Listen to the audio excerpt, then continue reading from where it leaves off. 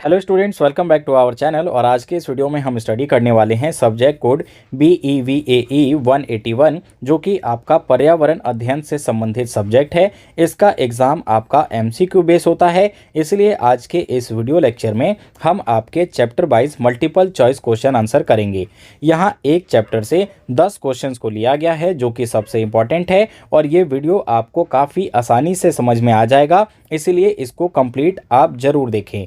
यहाँ पे आपके लिए एक अपडेट है कि हमारे पास इस सब्जेक्ट कोड का प्रीवियस 5 ईयर का 5 सेट सॉल्व पेपर अवेलेबल है। तो अगर आप में से कोई स्टूडेंट उसे परचेज करना चाहे तो दिए गए व्हाट्सएप नंबर पे मैसेज करके प्रीवियस 5 ईयर सॉल्व पेपर को परचेज कर सकता है। तो चलिए हमारे चैनल को सब्सक्राइब करते हुए आज का ये वीडियो लेक्चर शुरू करते हैं। तो सबसे पहला 1 चैप्टर है आपका हमारा पर्यावरण। तो इससे रिलेटेड जो हमने क्वेश्चन सेलेक्ट किए हैं वो कुछ इस प्रकार है। निम्न में से कौन सा पर्यावरण का जैविक घटक है? तो पर्यावरण का जो जैविक घटक है, दिए गए ऑप्शन में से ऑप्शन ख आप सेलेक्ट कर लेंगे। पौधे आपका पर्यावरण के जैविक घटक है। सेकंड क्वेश्चन आपसे पूछ सकता है, मानव पर्यावरण संबंधों के अध्ययन के संदर्भ में संभावनावाद का सिद्धांत किसने दिया है? तो संभावनावाद का जो सिद्धांत दिया गया है वो ल्यूसियन फेवरे के द्वारा दिया गया है। तो इसका आप ऑप्शन 1 या का को टिक कर लेंगे। नेक्स्ट क्वेश्चन आपसे पूछ सकता है, वह प्रक्रिया जो अनंत काल तक उस संसाधन आधार को श्रेणीगत किए बगैर जारी रह सकती है जिस पर हम निर्भर करते हैं, वो क्या कहलाती है? तो ये आपकी कहलाती है संपोषणीयता। तो संपोषणीयता ऑप्शन ख को आप टिक कर लेंगे। ठीक है, ये आपका सही आंसर हो जाएगा। और इस PDF को परचेज करना जरूरी नहीं है, आप चाहें तो इसका स्क्रीनशॉट भी ले सकते हैं, उससे भी आपका काम हो जाएगा। नेक्स्ट क्वेश्चन है आपका, संभावनावाद के अनुसार भौतिक पर्यावरण होता है। तो भौतिक पर्यावरण क्या होता है? ये एक निष्क्रिय पर्यावरण होता है। ठीक है, तो इसका आप ऑप्शन ख टिक कर देंगे। नेक्स्ट क्वेश्चन आपसे पूछ सकता है, किस धारणा के अनुसार मनुष्य द्वारा किए गए क्रियाकलाप प्रकृति पर निर्भर करते हैं? तो इस क्रियाकलाप को हम निश्चयवाद के नाम से जानते हैं। तो आप निश्चयवाद को सेलेक्ट करेंगे। क्वेश्चन नंबर 6 हो सकता है आपका, ऑक्सफोर्ड शब्दकोश में विकास का क्या अर्थ है? तो विकास का जो अर्थ है ऑक्सफोर्ड शब्दकोश में यानी ऑक्सफोर्ड डिक्शनरी में, तो ये है आपका उन्नयन की अवस्था। ठीक है, तो ये आपका ऑप्शन का आप इस पर टिक कर देंगे, ये आपका सही आंसर हो जाएगा।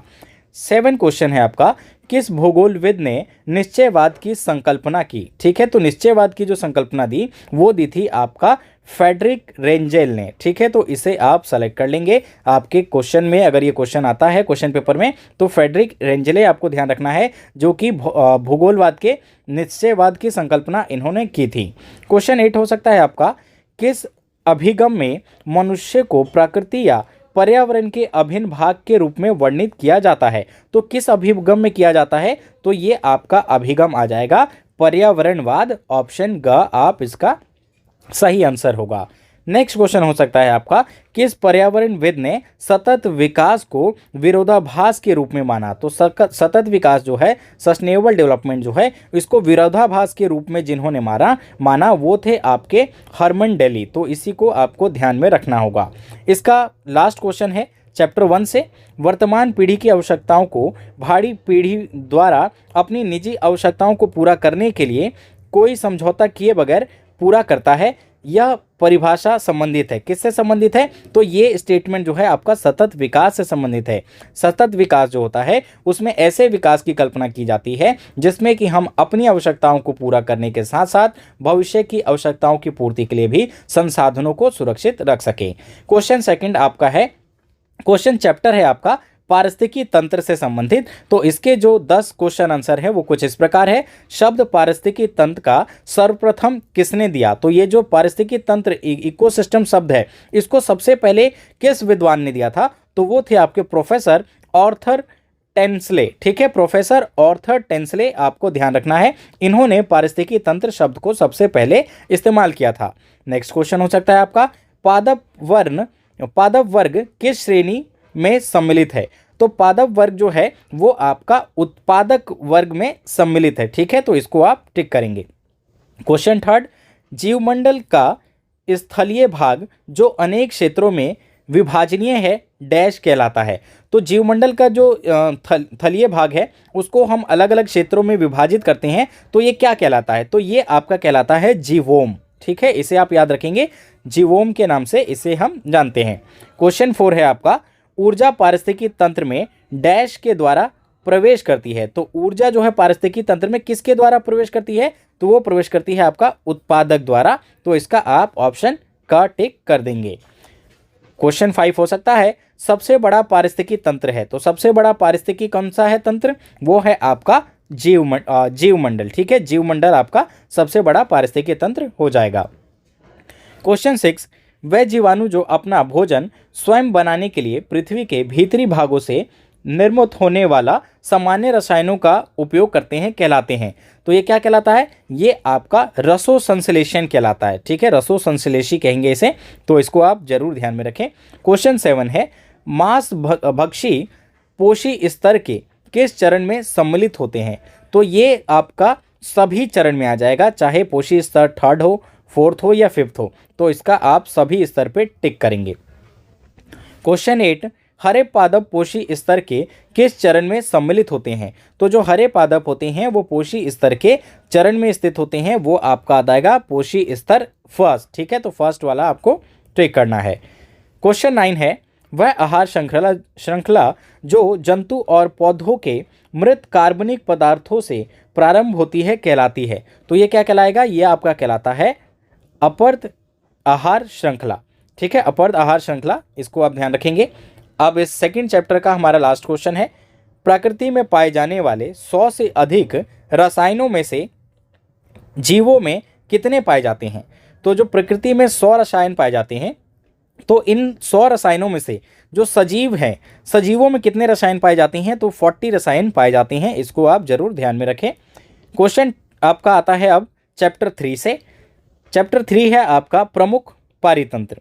फर्स्ट क्वेश्चन है आपका, वन की कौन सी शाखा का संबंध टीक, साल, शीशम और केले जैसी बहुमूल्यवान इमारती लकड़ी के वृक्षों को लगाने, विकसित करने तथा देखभाल करने से है?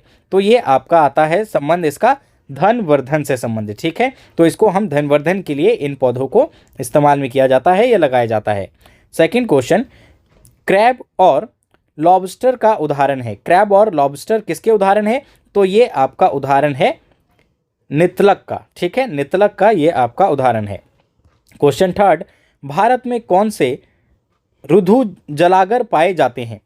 तो रुद्ध जलागर पाए जाते हैं, कौन से रुद्ध जलागर? तो वो है आपका ऑप्शन का ऑन्स्टमे। ठीक है, ऑन्स्टमे जो जलागर है आपका, ये आपका पाया जाता है भारत में। क्वेश्चन 4, नदी और समुद्र के मध्य संक्रमण मंडल कहलाता है, ज्वारंधमुख कहते हैं, तो इसको भी आप ध्यान रखेंगे, ज्वारंधमुख।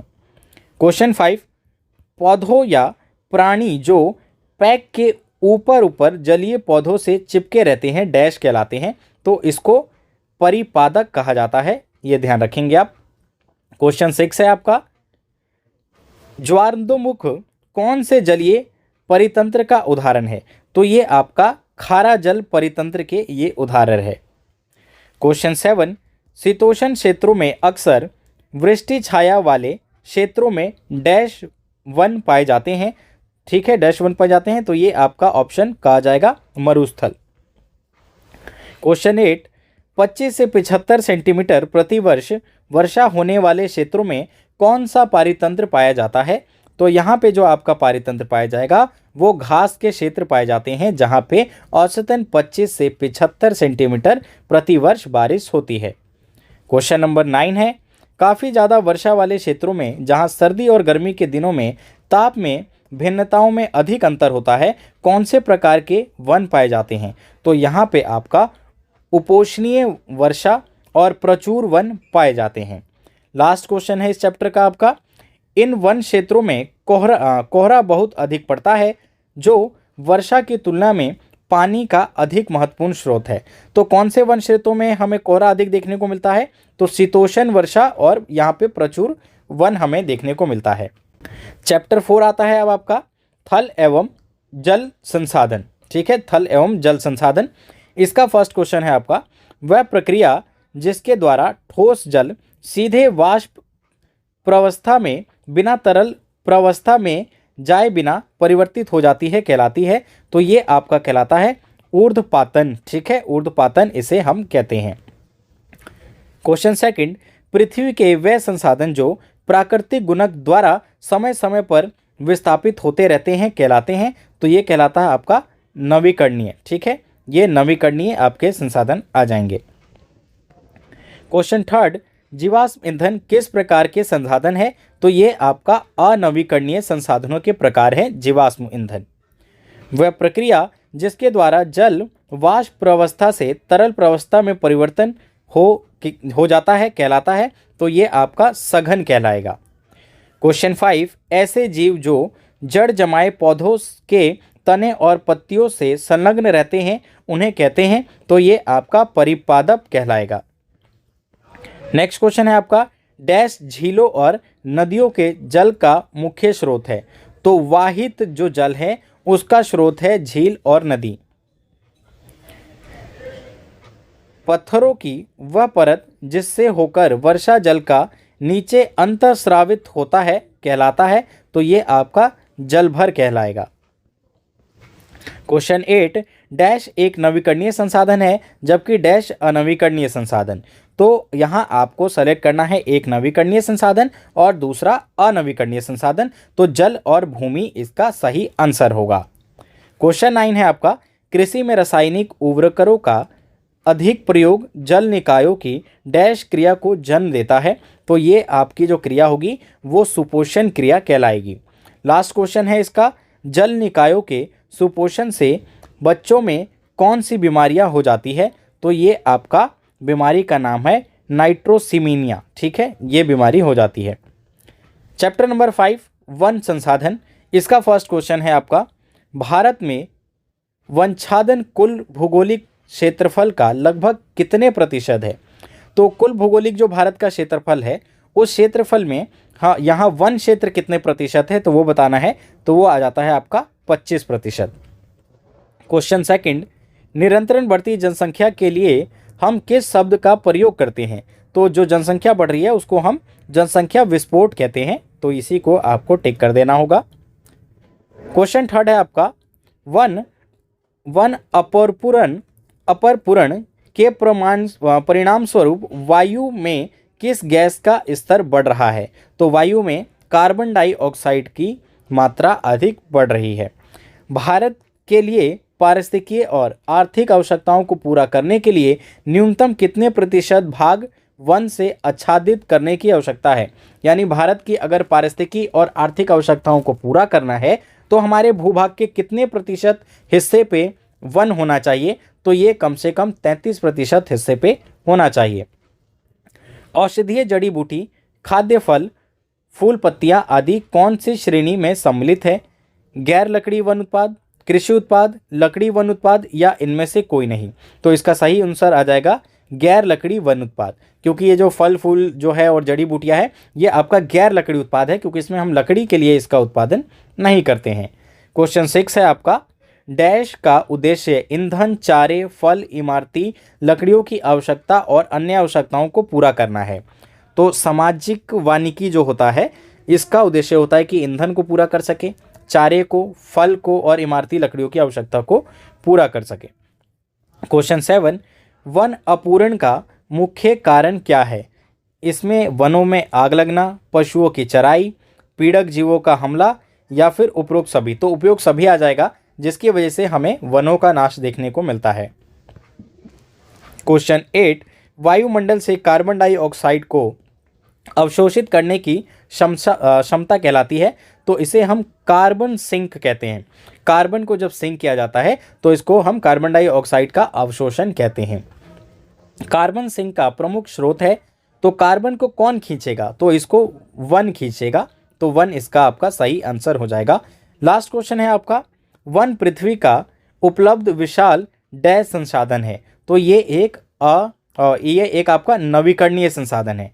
तो आज का ये वीडियो यहीं समाप्त होता है। इसमें हमने 5 चैप्टर्स को कवर किया था। आई होप आपके लिए वीडियो यूजफुल रहेगा। Thanks for watching.